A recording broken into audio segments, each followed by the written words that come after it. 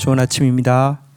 욥기서 1장 6절에서 12절 말씀 보도록 하겠습니다. 6절 하루는 하나님의 아들들이 와서 여호와 앞에 섰고 사탄도 그 가운데에 온지라. 7절 여호와께서 사탄에게 이르시되 내가 어디서 왔느냐. 사탄이 여호와께 대답하여 이르되 땅을 두루 돌아 여기저기를 다녀왔나이다. 8절 여호와께서 사탄에게 이르시되 내가 내 종 욥을 유의하여 보았느냐.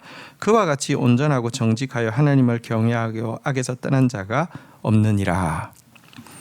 자, 이제 6절에 보면 이제 하나님 앞에 하나님의 아들들, 여기서는 천사를 이야기합니다. 천사들과 또 사탄이 그 앞에 섰다 이렇게 이야기를 하고 있는데요. 이것은 시적인 표현이고 실질적인 것은 아닙니다.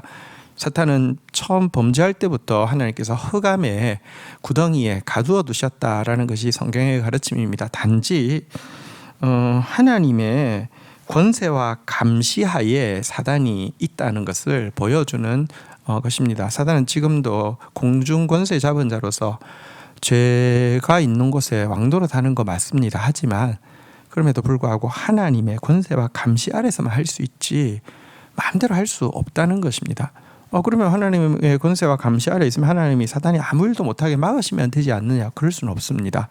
왜냐하고 하면요, 죄가 있으면 사망이 올 수밖에 없다는 것이 하나님이 정하신 법칙이고요. 우리의 죄와 죄의 결과인 사망이 사망 권세 잡은 사탄에게 합법적인 자리를 주어서 사단은 이 세상 공중 권세 잡은 자로서 지금도 죄가 있는 곳에 죽음이 있는 곳에 일하고 있습니다. 하지만 하나님은 그보다 더 크셔서 그 위에 이 권세를 가지고 감시하고 어떤 선을 넘지 못하도록 막는 것으로 막아주신다는 은혜로 막아주신다는 것이 성경의 가르침입니다. 자, 어느 날 하나님께서 이 사단에게 말씀하셨습니다. 어디서 왔느냐? 그러자 사단이 이야기했습니다. 땅을 두루 도나 여기저기 다녀왔습니다 라고 보고를 했습니다. 이 말은 사단이 지금도요 우는 사자처럼 삼킬자를 두루 찾아다니고 있다는 사실을 잘 보여주는 것이기도 합니다. 그런데 이 사단 앞에서 하나님께서 욥을 자랑하고 있습니다. 욥처럼 온전하고 정직하며 하나님 경외하고 악에서 떠난 자가 없다라고 자랑하고 있습니다. 이 말은 무슨 뜻입니까? 하나님께서 그런 욥의 행동을 유의해서 보고 계셨다는 것을 보여주고 있습니다. 그러자 근데 또 이와 같은 자랑이 사실은 이제 사단이 이제 그 도발할 기회를 주잖아요, 그죠? 한번 볼까요? 9절 사단이 여호와께 대답하여 이르되 욥이 어찌 까닭없이 하나님을 경외하리까. 10절 주께서 그와 그의 집과 그의 모든 소유물을 울타리로 두르심 때문이 아니니까. 주께서 그의 손으로 하는 바를 복되게 하사 그의 소유물이 땅에 넘치게 하셨음이니이다. 이 하나님의 칭찬과 자랑에 사단이 시기심이 나서 견디지 못하고 폄하하며 도발했습니다. 그냥 하나님 경외하겠습니까? 저렇게 잘 되게 해주시면 나라도 누가 경외하지 않겠습니까? 이렇게 폄하하고 있습니다. 하지만 이런 비열한 비방과 도발까지 자신 있게 허용을 하신 이유는요, 하나님이 자랑하신 것도 여러분 괜히 자랑해서 욥을 어려움에 빠뜨린 것이 아닙니다. 하나님께서 사단의 이 도발 앞에서 사단의 시험을 허용하신 것도 하나님이 욥을 과대평가해서 괜히 어려움에 빠뜨린 것이 아닙니다. 여러분, 하나님은요 하나님의 자녀를 자랑하고 싶어 하시는 분이십니다. 아버지는 자녀가 자랑스럽기를 원하십니다. 또한 하나님은 이 시련을 통해서 욥을 당신의 아들의 온전한 모습으로 이루실 지혜와 능력이 있습니다. 그래서 이 시험이 도리어 그를 정말 영화롭게 할 수 있는 지혜와 능력이 있기 때문에 허용하시는 것입니다. 하나님이 말실수해 가지고 사단에게 이런 빌미를 제공하고 욥에게 이런 큰 화를 끼친 것이 아니라는 것입니다. 이것은 아버지의 마음을 잘 보여주고 있습니다. 하나님은 지금도 자기 자녀들의 모습을 주목하여서 살피시는 분이시고 기쁨으로 자랑하기 원하시는 분이십니다. 하나님은 우리를 향해서 마치 당신의 사랑하는 아들 메시아 예수를 바라볼 때처럼 그런 고백을 하기 원하십니다. 내가 붙드는 나의 종, 내 마음에 기뻐하는 자 곧 내가 택한 사람을 보라.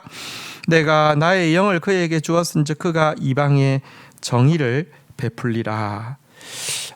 우리도 하나님의 자랑이 되고 또 하나님의 하나님께서 허용하신 일들을 통하여서 정말 하나님의 영광을 드러내는 사람들로 자라갈 수 있기를 주의 이름으로 축복합니다. 11절 이제 주의 손을 펴서 그의 모든 소유물을 치소서 그리하시면 틀림없이 주를 향하여 욕하지 않겠나이까. 12절 여호와께서 사탄에게 이르시되 내가 그의 소유물을 다 내 손에 맡기노라. 다만 그의 몸에서 내 손을 대지 말지니라. 사탄이 곧 여호와 앞에서 물러가니라. 그러자 하나님께서 이 도발을 받아주셨습니다. 사단은 하나님이 욥을 향한 칭찬을 견디지 못했고 폄하했지만 그리고 또 사단은 욥이 반드시 배신할 것이라고 호언장담했지만 하나님은 이걸 허용하시는데요. 여러분 사실 사단이 호언장담하는데도 근거가 있습니다. 대부분의 신자들이 하나님을 믿는 이유는 사단의 이 폄하와 똑같습니다. 하나님이 자기에게 그 소원을 이루어 주시고 집을 주시고 소유를 주시고 복 주셨기 때문입니다. 하나님께서 그거 거둬가시면 대번에 욕하고 돌아설 사람 수두룩 빽빽합니다. 하지만 여러분 하나님께서 욥을 자랑하신데도 또 근거가 있습니다. 참된 믿음은 여러분 진짜 하나님 주신 선물에 집중하는 것이 아니라 하나님에게 집중하는 것이 참된 믿음입니다. 그리고 참된 믿음을 가진 사람은요, 여러분 사단의 이와 같은 비방과 이와 같은 예측을 산산조각나게 할 수 있습니다. 우리의 신앙도 욥의 신앙처럼 될 수 있기를 원합니다. 하나님이 주신 것에 근거를 두는 신앙이 아니라 하나님 자신에게 근거를 두는 신앙으로 자라가야 합니다.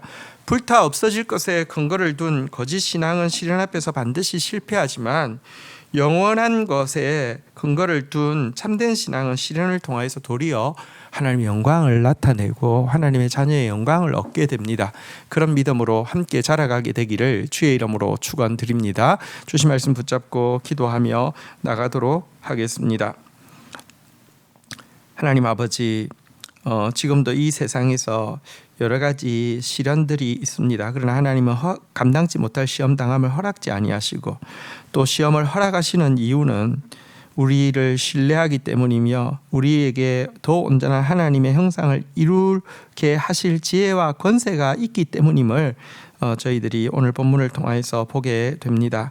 하나님의 자랑이 되고 하나님의 기쁨이 되는 자녀 되어지기 원합니다. 하나님께서 허락하신 시련을 통하여서 하나님의 영광을 더 온전히 드러내는 자로 자라갈 수 있도록 인도하여 주시옵소서.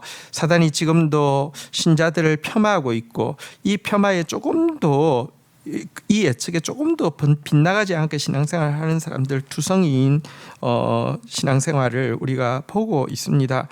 하나님 주신 것에 집중하고 하나님 주셨기 때문에 하나님 믿는 것처럼 보이지만 잠시 있다 없어질 것 걷어가셔도 대번에 욕하고 돌아설 사람들 너무 많습니다. 이런 부끄러운 신앙생활을 하지 않게 하여 주시고 하나님의 선물이 아니라 하나님 자신의 근거를 두고 불타 없을 것에 근거를 두는 신앙이 아니라 영원한 것에 근거를 두고 신앙생활 함으로 말미암아 시련을 이기고 정말 하나님의 자녀의 영광을 이루며 하나님께 영광 돌리는 신앙생활을 할 수 있도록 저희들을 붙들어 주시옵소서. 예수 그리스도의 이름으로 기도 올립니다. 아멘.